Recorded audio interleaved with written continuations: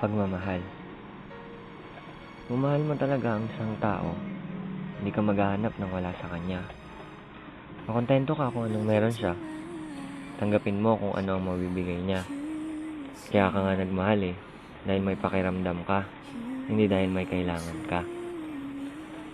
Minsan kapag binibiro tayo ng isang tao, may tendency na mapal tayo sa kanila.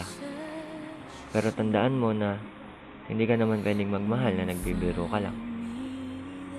Huwag ka mag-expect na mamahalin ka din niya ng higit pa sa pagmamahal na binibigay mo. Tandaan mo na walang nagsusukle ng mas malaki pa sa ibinayad mo. Mahahanap mo lang ang tunay na kaligayahan mo kung bibitawan mo ang mga dahilan kung bakit ka nasasaktan. May mga bagay na nararapat lang na mapasayo, pero may mga bagay din naman na nakalaan para sa ibang tao. Kaya tanggapin mo na lang na hindi ikaw ang mahal niya at may ibang tao na nakalaan para sa'yo. Hindi naman masama kung ilang ulit kang magmahal. Piliin mo lang ay yung taong kaya kang respetuhin at pagkatiwalaan kahit na nakatalikod ka. At higit sa lahat, yung kaya kang ipaglaban at di ka niya iiwan kahit kailan. Kapag may nagsabi sa'yo na suplado o manhid ka, hayaan mo lang sila.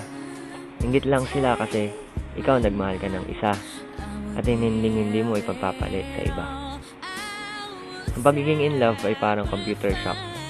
Tatayo at tatayo ka din kahit mag-extend ka para naman sa iba. Bakit ka nga ba nasasaktan pa rin hanggang ngayon? Simple lang, ayaw mo kasing bitawan yung mga nakaraan mo. Kalimutan. Salitang madaling bitawan, pero mahirap panindigan. Lalo na kung ang gusto mong kalimutan ay ang taong minahal mo ng lubusan. Kung mahal mo isang tao, sabihin mo sa kanya araw-araw, hindi yung sa umpisa lang. Limitado lang sa mundo ang mga taong faithful at stick to one sa relationship. Kaya dapat di sila sinasayang. Dear girls, huwag niyong ipaglaban ang mga taong iniwan kayo. Prinsesa po kayo, hindi sundalo. Bago ka magmukmok at magdrama dahil binaliwala ka niya, isipin mo muna kung mahalaga ka ba talaga. Huwag ka maghanap ng taong makakaintindi sa'yo. Ang hanapin mo, yung taong kahit hindi ka naiintindihan, hindi ka pa rin iiwan. Siguro nga, kailangan mong pahalagahan ang taong gagawin ng lahat, huwag ka lang mawala. Huwag mong idedepende ang sarili mo sa kahit na sino dahil kahit sarili mong anino, iiwan ka pag madilim na.